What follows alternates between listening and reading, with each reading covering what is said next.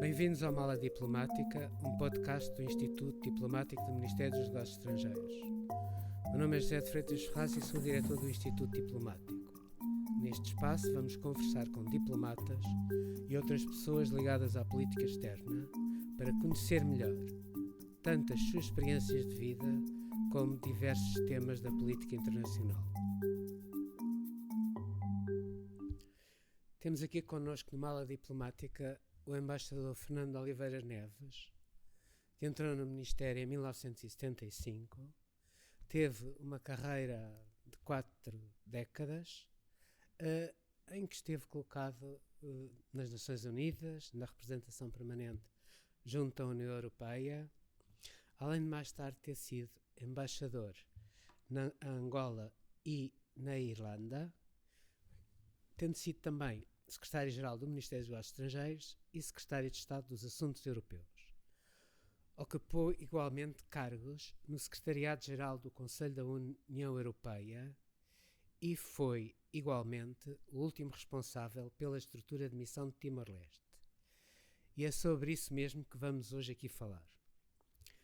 Durante 25 anos, a diplomacia portuguesa bateu-se em todos os fora pelo exercício à autodeterminação por parte do povo de Timor-Leste e nunca deixou que o assunto fosse esquecido.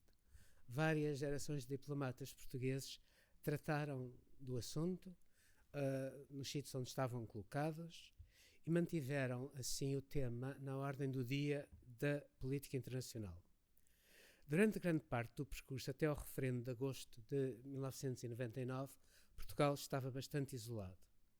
Como foi a tua experiência com a questão de Timor antes de assumires a estrutura de missão?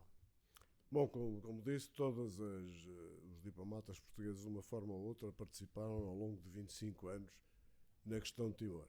Eu até aí nunca tinha tido nenhuma função, no caso, quando estávamos em Washington, o embaixador Freitas Ferraz que tratava da questão de Timor, sim. Nunca tinha tido nenhuma função especificamente em relação a Timor, mas como todos nós, em diligências que fazia, em encontros que tinha, estávamos sempre a defender a questão de Timor. Que é realmente, eu gostava aqui de sublinhar que a questão de Timor, isto às vezes quando eu falo sobre Timor, já aconteceu algumas pessoas terem ficado surpreendidas. Mas a questão de Timor é um processo levado de forma impecável pela diplomacia portuguesa e pelos governos portugueses, como é evidente, Sim. e pelos chefes de Estado, que tinham competências específicas sobre a questão de Timor, de maneira absolutamente exemplar. Muitas vezes diz-se, mas o fulano queria, achava que não devíamos de resolver o problema de outra maneira. Está bem, talvez um processo diplomático é um processo muito longo, que implica debate interno e implica decisões. Portanto, no fim da história, Portugal tomou sempre a posição correta. E a diplomacia portuguesa foi sempre incansável, mesmo aqueles que achavam que a questão de Timor nos podia prejudicar noutras áreas, que eu não penso ser o caso. Mesmo esses cumpriam com entusiasmo e com empenho as diligências que lhes eram pedidas. Mas eu nunca tive realmente, conheci o Ramos Horta, conheci nas Nações Unidas, falávamos de Timor, mas nunca exerci um papel muito concreto em relação a Timor, até me encarregar da missão de doutorado. Devo dizer que foi uma coisa que eu sempre ambicionei. Sim. Mas há uma coisa, eu acho que estás a esquecer de uma série de factos. O primeiro foi, obviamente, aquilo que referiste em Washington, quando nós começámos a fazer lobby junto do Congresso americano. E depois, mais tarde, na própria representação permanente, quando houve a necessidade de tomar posição relativamente aos acordos de terceira geração. É verdade. É verdade. Eu, por acaso, aí tive a sorte de ter tido conhecimento de alguns desses casos antes de chamar a atenção de Lisboa para o facto. E tive dois momentos. Um foi esse. Esse foi o momento em que Lisboa se preparava para aceitar a passagem do acordo comercial com a ASEAN para a terceira categoria e que nós impedimos. Eu descobri que a coisa ia muito avançada, chamei a atenção do embaixador, o embaixador alertou Lisboa e nós não permitimos. O segundo foi uma pequena traição que a Comissão nos fez, porque quando nós entramos para as então comunidades europeias, a Comissão só tinha em Jacarta uma antena, não tinha uma delegação plena. E já nós tínhamos entrado, o que também demonstra alguma falta de sensibilidade, podiam ter feito isso na véspera da nossa entrada. Não é? Mas quando nós já tínhamos entrado, logo um ano e meio a seguir, quiseram elevar a categoria da representação deles para a delegação, e eu fui alertado por um colega meu do grupo Antici, que eu não vou dizer o que é, porque é um mistério, em que tu também participaste, uma organização secreta, e que me alertou que durante o Natal, na ausência de toda a gente, o comissário responsável tinha feito um upgrade da representação em Jacarta, o que pela primeira vez fez com que houvesse um apoio, pelo menos formal, de todos os Estados-membros, porque aquilo tinha sido objeto de um acordo no Comitê dos Estudantes Permanentes, que foi traído, digamos. O que, aliás, prova aquilo que já disseste, que nós não tínhamos apoio nenhum na questão de Timor. Mas eles em 92, portanto, pouco tempo depois, em 92, quando tivemos a nossa primeira presidência, a presidência foi de janeiro a julho, e no fim da nossa presidência, no princípio de julho, já durante a presidência da Grã-Bretanha, eles voltaram novamente à carga com os acordos de terceira geração, que foram primeiro, digamos, travados a nível do Coreper, e que mais tarde em Conselho de Ministros, teve que ser o próprio Ministro dos Negócios Estrangeiros de Portugal, na altura, a travar o assunto. Portanto, eles, por e simplesmente, mantiveram a pressão sobre Portugal a nível da União Europeia. Mantiveram sempre. Mas eu, nessa altura, tratava só da logística. Eu sei. Portanto, não... Sim. Mas a situação, de certa forma, modifica-se quando, em outubro de 91, tem lugar o massacre de Santa Cruz, que só é conhecida em janeiro de 92, que é quando as filmagens da equipa de televisão que conseguiu filmar o massacre são divulgadas na Europa e no mundo, em que eles assassinaram 250 jovens numa manifestação no próprio cemitério de Santa Cruz. E, a partir daí, a questão começa a ter maior visibilidade. A partir daí, começam a surgir com mais frequência grupos de apoio, as ONGs, que apoiam.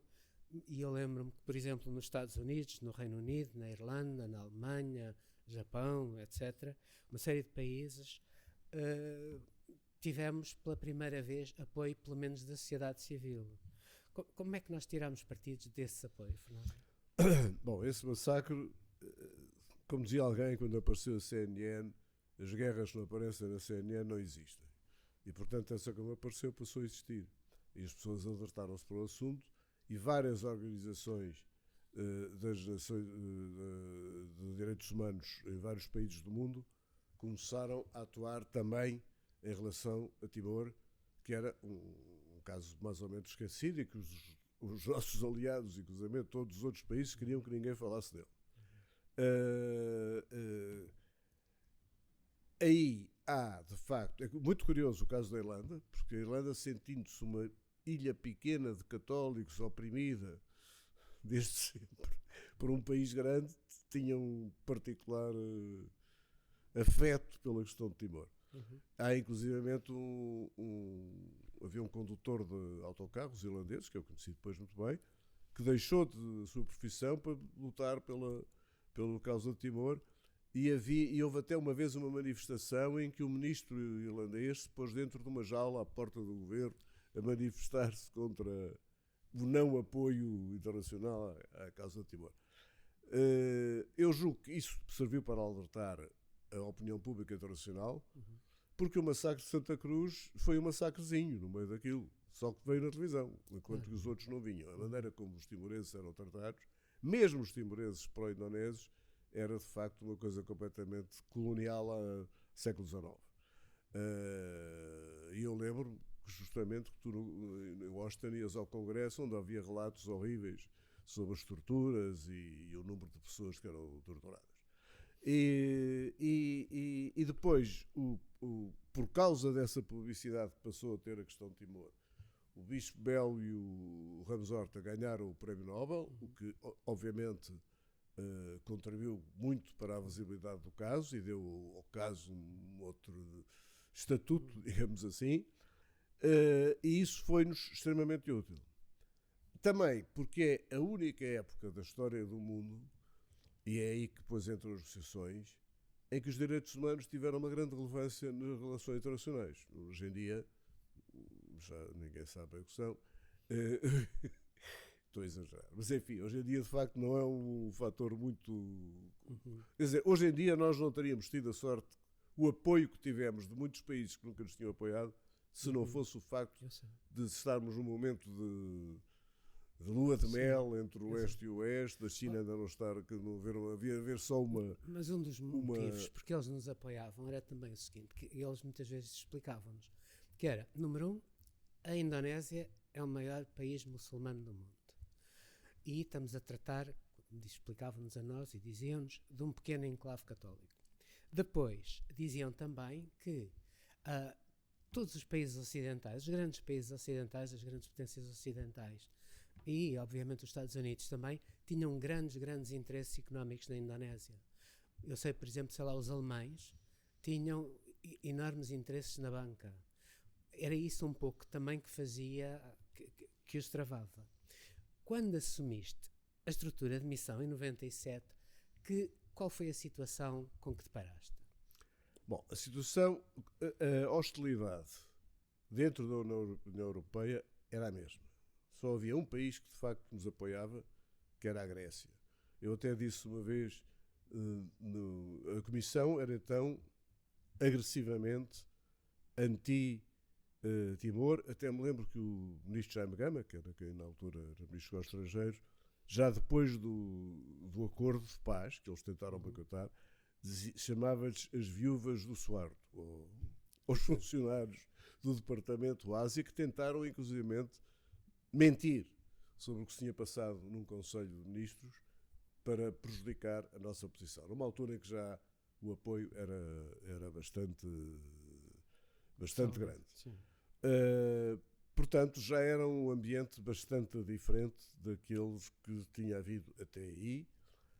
O ministro Jaime Gama, antes de eu chegar, escreveu uma carta pedindo ao secretário-geral Kofi Annan que tomasse uma atitude mais proativa em relação a Timor, o que ele fez.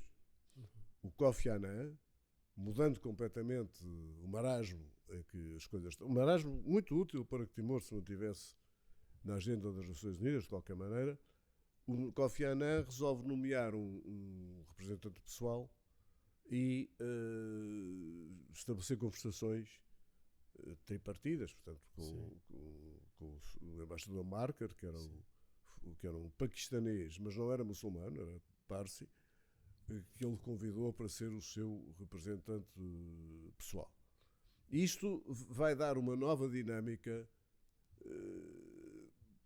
de que nós estávamos, obviamente, muito reservados, muito atentos, cautelosos, porque até aí nada tinha corrido muito bem, não é? Embora, como disse à altura o primeiro-ministro, não sei se era primeiro-ministro na altura, ou o ministro dos Estrangeiros, Durão Barroso, nós somos um país antigo, podemos esperar. Portanto, tínhamos dois países antigos. Os asiáticos são todos antigos, independentemente do país. Portanto, tínhamos ali duas culturas diplomáticas antigas.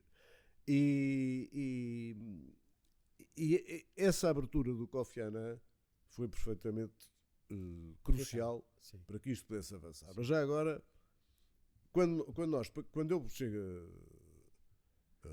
a Lisboa para tratar de Timor, vindo justamente do Secretariado-Geral do Conselho, onde aí tive lutas, recebi ameaças do diretor-geral Ásia da França, que falou para um funcionário meu, que era luxemburguês, e disse: diga ao Sr. Neves que se Portugal levantar o problema de Timor na ASEM, isso terá consequências. E o luxemburguês, muito bem, respondeu: o senhor está enganado.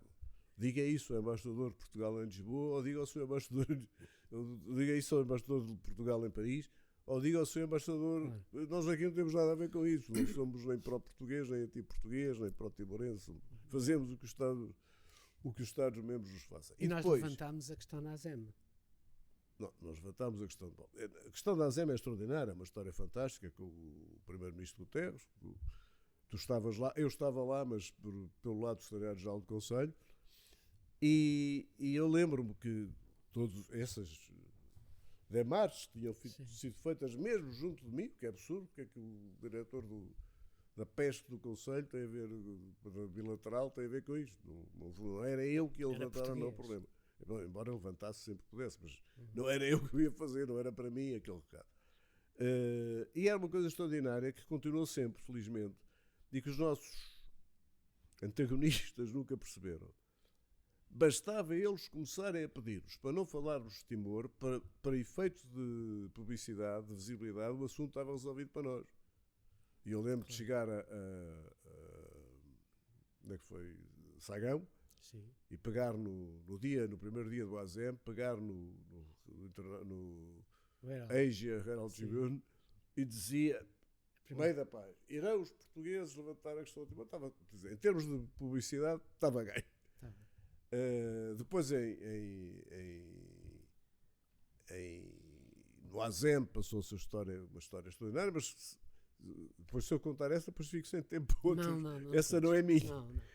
Mas enfim, o Guterres teve uma aproximação do Guterres ter percebido que tinha toda a gente contra e que a única hipótese que ele tinha era de falar diretamente com o Suharto no final do jantar e fez uma série de propostas. Sim, falou com o Suharto, a tal jantar da camisa batik, que é uma camisa feita de uma peça só de roupa, que a do Colf teve que ser feita de duas. Era a coisa mais emocionante do jantar. Sim. mas e também o facto dele depois ter dito, como a ideia é não se pode falar de coisas bilaterais, ele falou da China, das nossas negociações sobre Macau. Ele começou por falar da China. E depois disse, bem, agora já uma coisa multilateral, que é Timor, que está nascendo. Isso foi de facto... Isso também deu um impulso, eu acho que deu um impulso. Sim. Deu uma grande visibilidade, de qualquer forma. Agora, depois de eu ter chegado aqui a Portugal, e falando com pessoas que sabiam muito mais do que eu da questão de Timor, e que estavam muito mais a par, como é óbvio, eu acho que nós concluímos uma coisa. Número 1, o secretário-geral da ONU toma a iniciativa de nomear um representante permanente e de convocar reuniões para conversações. Não é para negociações, é para conversações. Até aí, Portugal, muito corretamente, mal foi a invasão, colocou o problema na Assembleia Geral das Nações Unidas e no Conselho de Segurança, e todos os anos era votada uma resolução que condenava a invasão. Até que se percebe que todos os anos nós tínhamos menos votos na Assembleia Geral e o governo português, o tempo abaixo do Futscher Pereira como ministro dos Estrangeiros, o governo Balsemão, decide aprovar uma resolução mais fácil de ser aprovada, que entrega o assunto aos bons ofícios do secretário-geral das Nações Unidas. O que significa que durante anos, todos os anos, acho eu que era todos os anos, não me lembro bem, havia uma reunião entre os ministros, a partir da altura o Alatas, foi ministro muito tempo, ou não começou pelo Alatas, os ministros dos negócios estrangeiros dos dois países, que se reuniam em Nova Iorque com o secretário-geral, e não acontecia obviamente nada, mas isto permitiu que durante estes anos, eu chamava isto o pé que impediu que fechasse a porta da internacionalização do caso de Timor. Porque a grande ambição de todos os países era que o caso de Timor desaparecesse da agenda, exceto um, que o caso de Timor desaparecesse da agenda das Nações Unidas. Isso foi extremamente importante. Mas nós a partir daí percebemos que nós tínhamos uma situação em que eram 2 contra 1. Ou seja, um era a Indonésia, que queria a manutenção total do status quo. Outro era Portugal, que queria a alteração total do status quo. E no meio, as Nações Unidas, que ao tomarem esta iniciativa, obrigaram-se a tentar obter um resultado qualquer. Portanto, nós estávamos beneficiados nesse triângulo. Em segundo lugar, estávamos muito conscientes que estávamos a viver um momento único para a relevância dos direitos humanos, como já dissemos, que é aquele momento do espaço da potência única, que era do nosso lado, da nossa ética, dos nossos valores. Em segundo lugar, tinham desaparecido os líderes que tinham fechado os olhos à invasão de Timor pela Indonésia, porque a invasão de Timor ocorre no momento em que, na Guerra Fria, a União Soviética está na mão de cima, digamos. Quer dizer, os Estados Unidos, por aquela época toda, os Estados Unidos são derrotados no Vietnã, 5 colónias portuguesas, 2 delas geoestrategicamente importantes, passam para o lado de lá.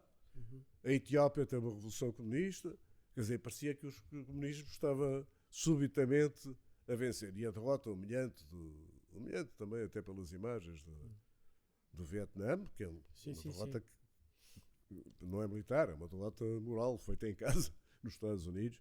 Portanto, havia ali é perfeitamente compreensível que os países da NATO, quer dizer, não tivessem feito um grande...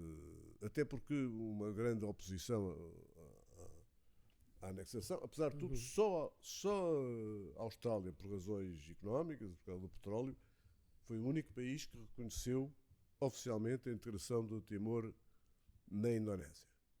Depois havia também outro fator que foi importante, que nós usámos e que foi o que acabou por acontecer. Não consigo saber se foi a nossa iniciativa que o fez. É que Timor, Sukarno, era um dos grandes líderes dos não alinhados, do terceiro mundo e da descolonização.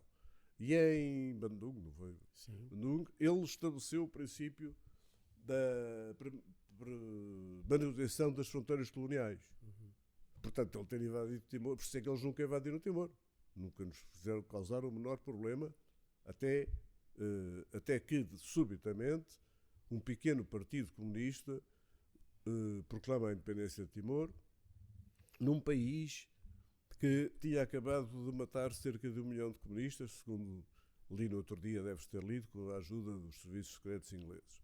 Mas, bom, portanto, é evidente que a situação, e como tu disseste, passavam pela Indonésia. A Indonésia tem uma extensão em ilhas que vai mesmo de distância, que vai de Londres a Bagdá.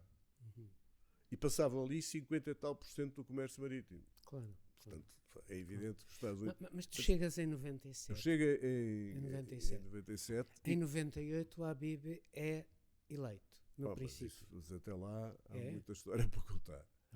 Não, é que... entretanto, começa a crise financeira na Ásia, que afeta fortemente a Indonésia, e há chefes de Estado de países que tinham estado sempre do lado da Indonésia, como os Estados Unidos, chefes de Estado, neste caso era o Clinton e o Robin Cook, e o próprio Tony Blair, provavelmente, não sei, que não sentiam a responsabilidade do apoio à invasão de Timor, coisa que também os indonésios não perceberam. E os indonésios tinham uma ditadura. As ditaduras têm uma coisa fraca, é que não sabem o que se passa no mundo e não percebem que o mundo está a mudar. Até porque não deixam que se saiba e ninguém diz ao presidente. Porque se disser... Sim, e o Suarto teve lá 31 anos. Exatamente. O Suarto teve 31 anos. A coisa era de tal maneira, como tu te lembrarás, que o Suarto, por exemplo, não foi à ZEM2 em Londres, foi o Habib, que na altura era vice-presidente, não foi à ZEM2 em Londres. Exigiu que uma cimeira qualquer, não sei se era o G20, uma qualquer... os grandes países no Canadá fosse numa montanha, longe de toda a gente, senão ele não ia, porque sempre que eles iam, fosse onde fosse, havia uma manifestação a favor de Timor. Havia várias outras também, mas havia sempre uma a favor de Timor. E o Suarto, o maior aliado, o maior apoiante e até o último segundo de Indonésia, era a Austrália. E o Suarto nunca foi à Austrália, porque se fosse, ia haver grandes manifestações, não eram pequenas, porque os australianos tinham uma gratidão a Timor por causa da Segunda Guerra. Portanto, é importante pensar que nós, quando começamos estas conversações, primeiro temos cautelas, não sabemos bem se valerá a pena ou não, mas depois começamos e vamos conscientes de que está ali uma oportunidade e que talvez qualquer coisa se possa fazer. Enquanto o Suharto é presidente, e até à saída dele, uma pessoa morreu. Do Habib. E à chegada do Habib, as coisas não passavam daqui. Sim. E o que o Kofi Annan conseguiu foi que pela primeira vez a Indonésia não aceitava negociar, ou melhor, só aceitava negociar com a condição que o resultado final seria a integração definitiva de Timor na Indonésia. E o Annan consegue que eles se sentem à mesa, o Balatas e o Gama, para conversar. Então, as conversas eram os direitos humanos, a redução militar, a criação do Centro Cultural Português em Timor, assim, uma data de histórias, não sei o quê. Era uma conversa que nos ocupou muito tempo, mas que nunca serviu absolutamente para nada. Nunca dessas conversas de criação de confiança, medidas qualquer coisa concreta. Se transformaram em nada. O que se transformou completamente foi a questão fundamental. A certa altura, em agosto de 58, não me lembro se ainda era o Suharto, se já era o Habib, mas acho que já era o Habib. Em 98 vem o Habib, mais ou menos. E aí há uma mudança radical. Exato. É que eles aceitam, mesmo que não chamassem negociar, era negociar sem o preconceito de qual ia ser o resultado final. E então, além dessa conversa toda, as reuniões eram sempre tensíssimas. E já agora, quero dizer aqui uma coisa que foi muito importante. O nosso terror, nós tínhamos de ser muito duros e muito firmes na defesa dos nossos princípios. Mas o nosso terror era que eles um dia dissessem: bem, estes tipos são intratáveis, não concordam com nada, nós acabamos as sessões, não se pode falar com esta gente. Era o que a comunidade internacional toda exaltaria de alegria por ver acabado o problema, que era o que eles queriam. Mas aí envolvem-se muitas coisas. O papel que assumiram, o papel das organizações de direitos humanos a favor de Timor. A tal mudança dos líderes. O facto de Robin Cook, que vai para ministro dos negócios estrangeiros da Inglaterra, vir de um grupo que tratava de direitos humanos, onde Timor era muito importante. Enfim, há ali uma data de circunstâncias que começam a mudar. E, sobretudo, o facto também da Indonésia estar numa crise financeira. Económica, sim, grande. Acabou por ser. E, de facto, o que nós conseguimos, penso eu, bem, desde sempre, perguntaste o que é que fizemos depois foi fazer um lobby permanente em todos os países relevantes, por exemplo, na Irlanda, onde havia, em todos os países onde havia o Japão, em todo o lado onde havia grupos de os apoio. países de língua portuguesa, era uma coisa assim. Mas enfim, não, apesar de tudo, eram para nós os melhores. Mas conseguir sensibilizar os governos, portanto, estava a começar a haver um ambiente menos desfavorável. E começa-se a negociar um estatuto de autonomia para Timor. Isso eu sei, sim. Que é um estatuto extraordinário. É um estatuto de autonomia em que permitia, inclusive, havia uma Assembleia timorense, havia um executivo timorense e podia haver partidos pró-independência. O que acontecia é que, caso eles ganhassem as eleições, não bastava. Não bastava ganhar as eleições para proclamar a independência. Bom, e havia coisas... eu acho que eram os melhores regimes de autonomia. Nós fomos buscar regimes de autonomia, aliás, eles, de sítios que eu nem sabia que tinham autonomia, nos sítios mais estranhos do mundo, e eles iam cedendo. Era muito difícil. A certa altura eu disse às Nações Unidas: há uma coisa, todas as propostas que eu chegar aqui e fizer perante eles vão rejeitar. Porque todas as propostas que eles fizerem eu também vou rejeitar, pelo menos até as ler muito bem. E vamos fazer uma coisa: quando vocês, os tais, estão interessados no resultado, pelo menos, acharem que uma proposta nossa é boa, vocês fazem o vosso nome. E assim, eles não sabem e não estão a aceitar uma proposta portuguesa. Mas quando é que o Habib toma a decisão o Habib toma a decisão do referendo? Em 99, em janeiro de 99. Sim. Em Estamos lá quase. Diz? Já lá estamos quase. Bem, já temos o... Bom, há depois uma segunda fase, para abreviar a coisa, em que a dificuldade dos indonésios é aceitar uma coisa que afeta a face deles. E eu digo às Nações Unidas, vocês agora digam para serem eles a propor. E eles compraram. Portanto, o que resultava é que aqui dizia-se mal do Gama. Este tipo vai atrás do Alatas, faz tudo o que o Alatas quer. O Alatas estava a propor o que nós queríamos há 25 anos. Sim. Mas a desconfiança, como tu sabes bem, o grande claro. problema das negociações, estava aí. Eu lembro-se à altura, perguntaram-me se o Jardim Zoológico podia aceitar um lagarto comoro, que é uma raridade para o Jardim Zoológico. E eu disse que sim. Eu não vou lá ver o lagarto em Indonésio. E isto era justamente uma tentativa da minha parte para mostrar que não éramos intratáveis, para tentar.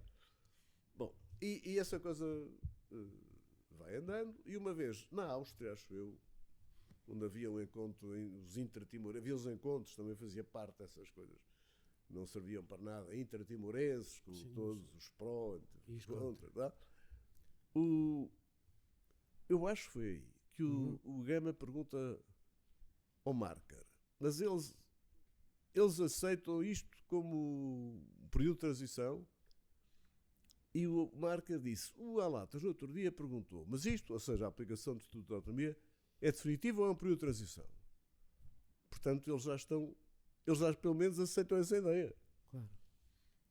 E é à altura que eu invento uma frase, que para um não diplomata não tem sentido nenhum, mas que digo ao Gama, levo ao Jaime Gama, nós vamos dizer assim, este Estatuto de Autonomia é aplicado no entendimento que a Indonésia considera parte integrante do seu território e que a comunidade internacional considera que o processo de autodeterminação de Timor não está concluído. Isto é Nações Unidas. Sim. E o Gama disse, eles gostam muito disso lá destas frases das Nações Unidas. Eu disse, foi por isso que eu escrevi. Claro. Tive a pensar. Então, levo isto às Nações Unidas, para serem eles a propor, claro. E eles dizem, tu estás doido. Os indonésios nunca vão aceitar isso. Eu disse, bom, então nesse caso, realmente, olha, tivemos a perder tempo, nós nunca aceitaremos menos que isto.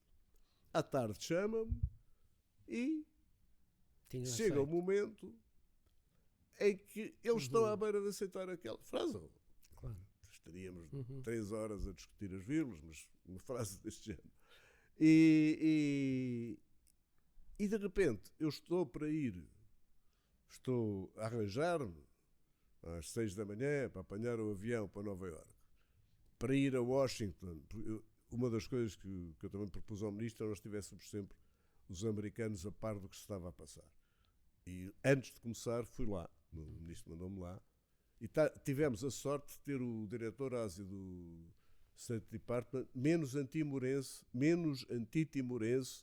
que tinha havido até aí, eu não lembro como é que ele se chamava, não me lembro. E que nos disse, bem, vocês não vão conseguir absolutamente nada, mas se quiserem tentem. E pronto, e eu estava a preparar justamente para ir a Washington, lembrar que Timor, os indonésios diziam que Timor era parte da Indonésia porque eles tinham pedido. Então, se era assim, eles agora podiam pedir para sair. E acho que o presidente Habib resolveu fazer uma consulta aos timorenses a saber se eles queriam lá ficar ou não. Depois agora, com gente da ONU, quando fui a última vez a Dili, sim, fiquei a saber que ele disse, esses traidores católicos, se não querem que se vão embora. E de facto a coisa acontece, o inesperado, o total inesperado. Porque a proposta é deles. Exatamente, a história de salvar a face, a proposta é deles. E a proposta é entre Estatuto de Autonomia ou Independência. Eu sei, é uma coisa muito... Não se podia dizer referendo. E a primeira pessoa que disse referendo foi quando fizemos o acordo em maio de 99, na conferência de imprensa, um tipo que pergunta ao Alatas, mas isto é um referendo. Sim. E o Alatas diz, pois é, não se podia, tinha que se dizer consulta. Mas... Bom, e pronto, e a partir daí começou a violência, daquela forma. A partir daí há uma coisa que é uma graça, mas simultaneamente havia a Comissão da Descolonização, que era a quarta, sim. das Nações Unidas. E eu ia lá, havia sempre o ponto de Timor, iam aqui uns portugueses dizer que a Indonésia era uma maravilha, e a certa altura eu digo qualquer coisa e o delegado de Timor diz, de disparate, o delegado da Indonésia diz: Sr. Presidente, a Indonésia não é como Portugal, não abandona as suas colónias. Eu disse: Sr. Presidente, o representante da Indonésia acabou de dizer que Timor é uma colónia da Indonésia, portanto tem que ser descolonizado. Isso é uma coisa. Cara, isto não serviu para nada, claro. Não vai mudar o governo. O tipo ficou um bocado atrapalhado. A 30 de agosto teve lugar o referendo, não é? E depois a violência. E a 12 de setembro, num período relativamente curto, chegaram as tropas das Nações Unidas. E aí os australianos passaram a portar-se bem. Exato. E foram de resto as primeiras tropas que lá chegaram, foram as tropas australianas. Uma das coisas que normalmente se fala é sobre a questão da segurança antes e depois do referendo. Como é que isso foi tratado durante as negociações? Qual foi a dificuldade? Numa das últimas reuniões, o Kofi Annan chamou os dois ministros à parte. Sim. E disse-lhes o seguinte: Timor é parte da Indonésia, porque o Congresso timorense, que é uma coisa acima da Assembleia do Parlamento, aceitou o pedido dos timorenses de fazerem parte de Timor. Agora vai haver uma consulta e, portanto, se os timorenses decidirem ir-se embora, que é o que o Habib lhes propôs, vão-se embora. Mas só irão embora quando o Congresso aceitar o pedido deles. O tal Congresso. E toda a gente achou que estava resolvido o problema com o referendo. Mas não estava. Porque o Congresso reuniu uns meses depois e a diferença de votos em 500 ou 600 ou 700 foi para aí de 40. Se esses 40 têm votado ao contrário, eu não sei o que é que teria acontecido. Isso para nós, o stress manteve-se muito para além do referendo. Do que tinhas perguntado? Não, eu tinha perguntado só a questão da segurança. Bom, a questão da segurança é o seguinte: as Forças Armadas eram totalmente contra isto. Totalmente. Não queriam referendo, não queriam absolutamente nada disto. Foram obrigadas a ceder por causa da enorme pressão internacional que passou a partir daí a haver sobre a Indonésia. Que, de facto, mudaram todos. Aliás, todos eles disseram que era graças a eles que Timor era independente, como é óbvio. Mas até o Fundo Monetário Internacional e o Banco Mundial fizeram pressão. E como eles estavam naquela crise, eu, aliás, quando fui a Jacarta, disse não a Timor eram 2000 anos atrás, quando fui a Jacarta, disse ao Gama, quando voltei, eles não vão sacrificar aquela sociedade por causa do Timor. Que, aliás, o que o Alatas disse ao Jaime Gama, o Jaime Gama, mas porquê que o Habib depois tem de sentir? Ele não sabe história, não percebe nada, não quer saber daquelas rochas, que por cima o petróleo não tinham dado aos australianos. E portanto havia essa sensação. E os indonésios disseram ao secretário-geral, e aí julgo que bem apoiados, que Timor, para eles Timor estava dentro da soberania indonésia. E enquanto Timor fosse um território sob soberania indonésia, ninguém lá entrava armado sem ser o exército, as Forças Armadas Indonésias, que convém lembrar que aquilo era uma ditadura mais ou menos militar. Claro. E portanto havia duas soluções: ou era eles que garantiam a segurança, ou não havia referendo. Era tão simples como isto. Então, a partir daí, o que nós fizemos foi tentar, sem êxito, mas tentar tornar público que a responsabilidade pela segurança era da Indonésia. Claro. O que fez com que a segurança que a Indonésia, porque é um momento que eu não consigo compreender, é quando às 3 da manhã, daqueles para o relógio, não sei o quê, do dia em que foi aprovada a resolução para a intervenção internacional em Timor, ver o Alatas, que era um grande diplomata, um homem que sabia perfeitamente que não tinha sido secretário-geral das Nações Unidas por causa de Timor, não havia dúvidas em relação a isso, porque o respeito que ele tinha nas Nações Unidas era total, E ver o Alatas a pedir a intervenção militar. Quer dizer, um país...